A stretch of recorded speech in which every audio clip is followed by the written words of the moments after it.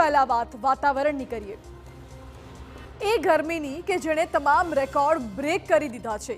સવાલ એ છે કે હજુ તો એપ્રિલ મહિનો શરૂ પણ નથી થયો, એટલે કે જો માર્ચમાં આવી પરિસ્થિતિ છે તો વિચારી જુઓ કે એપ્રિલ અને મે મહિના કેટલા આકરા સાબિત થશે। હવામાન વિભાગ દ્વારા 2 દિવસ પૂર્વે જ ગુજરાતમાં આકરી ગરમી પડવાની આગાહી વ્યક્ત કરવામાં આવી હતી, તો કેટલાક પ્રાંતમાં હીટ વેવની શક્યતા પણ સેવાઈ રહી હતી। પણ હાલ તો આ ઉનાળો આખા ગુજરાત માટે કાળઝાળ સાબિત થઈ રહ્યું છે। ગરમીના મામલે માર્ચમાં તમામ રેકોર્ડ બ્રેક થઈ ગયો હોય તેવી સ્થિતિ અને તેની વચ્ચે હજુ આગામી 5 દિવસ ગરમીનો પારો વધુ ઊંચે જવાની શક્યતા છે। હવામાન વિભાગે આગાહી વ્યક્ત કરી છે।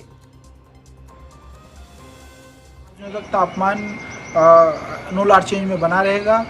कुछ जगहों पे अगले 24 घंटे के बाद जो है 1 से 2 डिग्री की जो है गिरावट देखने को मिल सकती है, लेकिन उसके बाद फिर तापमान जो है चौथे 5वें दिन वापस 1-2 डिग्री राइज हो जाएगा। मुख्य तौर पे अहमदाबाद में 40 डिग्री सेल्सियस दर्ज किया गया है और गांधीनगर में 39.6 डिग्री सेल्सियस तापमान दर्ज किया गया है। साथ ही जो सबसे अधिकतम तापमान है वो 40.8 डिग्री सेल्सियस अमरेली में दर्ज किया गया है। समग्र राज्यના તાપમાનની જો વાત કરવામાં આવે તો અમરેલી સુરેન્દ્રનગરમાં તાપમાન 40 ડિગ્રીએ પહોંચી ગયું છે। અમદાવાદમાં પણ તાપમાનનો પારો 40 ડિગ્રીની ઉપર પહોંચી ગયો છે, તો ગાંધીનગર, ખેડા તેમજ રાજકોટમાં 39 ડિગ્રી તાપમાન નોંધાયું છે। આ તરફ કચ્છ અને ડીસામાં પણ તાપમાનનો પારો 39 ડિગ્રીને પાર પહોંચી ગયું છે। ઉલ્લેખનીય છે કે આકરી ગરમીને લીધે રાજકોટમાં છેલ્લા 48 કલાકમાં 44 લોકોને હીટ વેવની અસર થઈ છે। તો વધતી ગરમીને પગલે લોકોને ગભરામણ થવા જેવી મુશ્કેલીઓનો સામનો પણ કરવો પડી રહ્યો છે, જ્યારે બીજી તરફ તંત્રએ રાજ્યમાં રાત પણ ખૂબ જ ગરમ રહેવાની ચેતવણી આપી છે। હવામાન વિભાગ દ્વારા આગાહી કરાઈ છે કે અમદાવાદ, બનાસકાંઠા, આણંદ, વડોદરામાં રાત્રિ દરમિયાન પર ગરમી વધી શકે છે અને લઘુત્તમ તાપમાનમાં 4 થી 5 ડિગ્રીનો વધારો નોંધાઈ શકે છે। એટલું જ નહીં, તંત્રએ દરિયા કિનારાના વિસ્તારોમાં પણ ઉકળાટની પરિસ્થિતિ વર્તાવાની ચેતવણી વ્યક્ત કરી છે।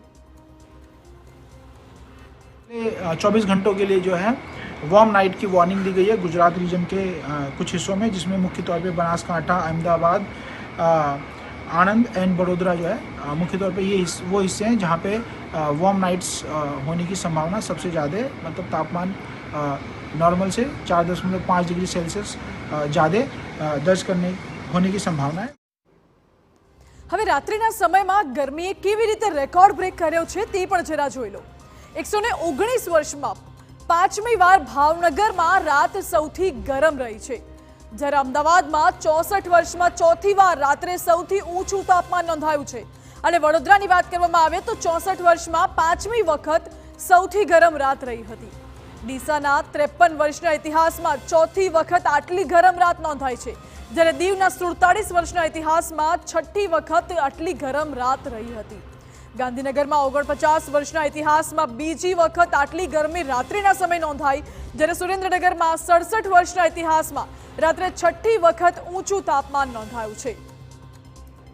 ઉલ્લેખનીય છે કે વિશ્વ હવામાન વિભાગ એટલે કે WMOએ પણ વર્ષ 2023ની સરખામણીએ વર્ષ 2024 વધુ ગરમ રહેવાની શક્યતા પહેલા જ વ્યક્ત કરી દીધી છે, જે મુજબ માર્ચથી મે મહિના સુધી વિશ્વના મોટાભાગના દેશોમાં પહેલા કરતાં વધુ તાપમાન નોંધાઈ શકે છે। હકીકતમાં વધતી ગ્લોબલ વોર્મિંગને લીધે પરિસ્થિતિ વણસી રહી છે અને પૃથ્વી પરના તાપમાનમાં પણ વધારો નોંધાઈ રહ્યો છે।